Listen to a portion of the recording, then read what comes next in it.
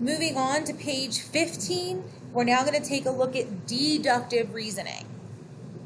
So page 14 was about inductive reasoning and forming conjectures and testing the conjectures. This page is going to be deductive reasoning. So deductive reasoning uses facts, definitions, accepted properties, and the laws of logic to form an argument. So some people are always like, well, what's the difference? So I always tell people the easiest way to tell the difference between inductive and deductive reasoning is that inductive reasoning helps you form the conjectures by looking for those patterns. Deductive reasoning is going to help you prove those conjectures. So we're going to be getting into a little bit of proofs right now. But they're just going to be algebraic proofs for right now. So taking a look at example 4, so we're going to use inductive reasoning to make a conjecture, just like we did on page 14. Then, once we make a conjecture, we're going to use deductive reasoning to show or basically prove that the conjecture is true. So part A, we have the product of an even integer and another even integer. So we're just going to be multiplying, because that's what the word product means, two even integers. So just start by testing that. So multiply any two even numbers together and see if you can find a pattern. So 2 and 4 are even numbers. You can multiply them together. 6 and 4 are two even numbers. You can multiply them together. 10 and 20 are two even numbers. You can multiply them together.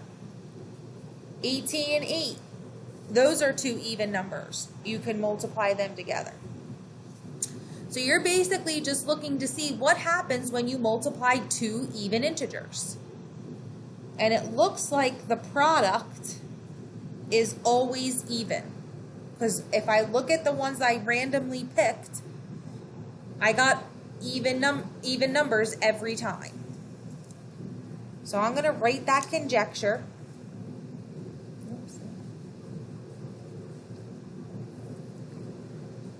So the product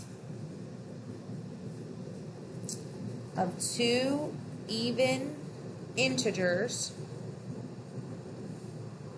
is an even integer.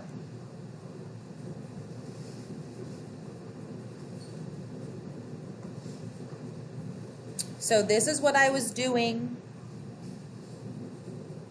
back on page 14. Now the only difference now that we've made the conjecture is that we're going to prove it. So now we have to use deductive reasoning to prove it. So we're going to use some algebraic proofs here. So I don't want to just use numerical values. Now I want to use variables. So you could use any variables to represent these numbers. Okay?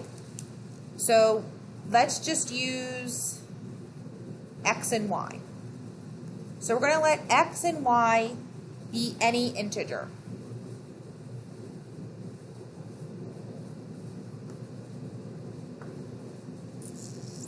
Then, in order to make these even integers, because they can't just be any integer, it says that I have to multiply two even integers.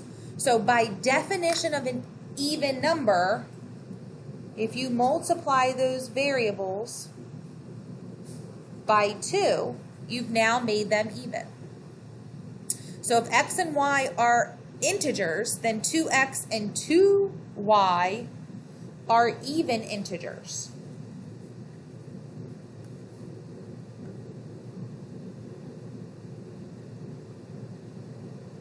So now you can multiply them. So if you multiply two even integers, so 2x and 2y are both even integers, I'm going to now use the commutative property of multiplication. which tells me I can just kind of switch these two. So if I switch those around, I'm just putting them in order. I switch the x and the 2 using the commutative property and just put my coefficients first and my variable second. And now I can group things together here. So all I did is I grouped the 2, the x and the y together, because now, again, by definition, if I multiply something by 2, I'm automatically going to make it even.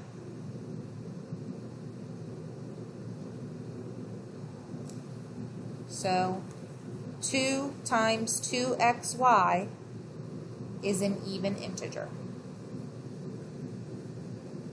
And again, that's just by definition of an even integer that you learned back in probably pre-algebra in 6th grade or algebra in 7th grade.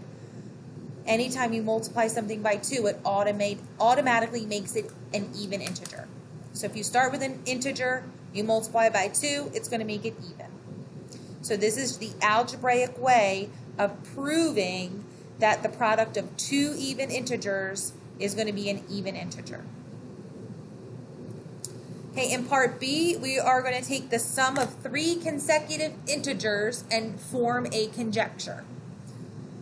So we're just going to pick, again, 3 consecutive numbers. You can start with just 1 plus 2 plus 3. Those are consecutive integers, and you're going to be adding them this time because we want to take a look at the sum of 3 consecutive integers. So 1 plus 2 plus 3 is 6. And if you want to, you could just keep going in order. Then you could add 2 plus 3 plus 4 and get 9. You could add 3 plus 4 plus 5 and get 12. You could add 4 plus 5 plus 6 and get 15. You could add 5 plus 6 plus 7 and get 18. And you could keep going until you see a pattern. So you're looking to see if there's a pattern in the number in that sum column. So if I look at these, I have 6, 9, 12, 15, 18. It looks like those are multiples of 3. But if you look closer, not only are they multiples of 3, but if you multiply that second number by 3, you will get your sum. Because 2 times 3 is 6. 3 times 3 is 9. 4 times 3 is 12. 5 times 3 is 15. 6 times 3 is 18. Now, if you really want to make sure it works, you could pick 3 other numbers that are different, like 34 plus 35 plus 36. Put that in your calculator, or you can quickly do the addition in your head. You would get 105. And just make sure that 35 times 3 is 105. So you can show numerically that that conjecture works. So you can write that down. The sum of 3 consecutive integers is 3 times the second number.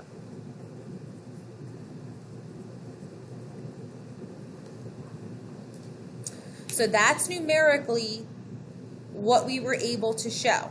So this is all using inductive reasoning. Next, I'm going to use deductive reasoning to prove that this is true algebraically. So now I have to have 3 consecutive integers. And you did this last year in algebra. So your 3 consecutive integers are x, x plus 1, x plus 2.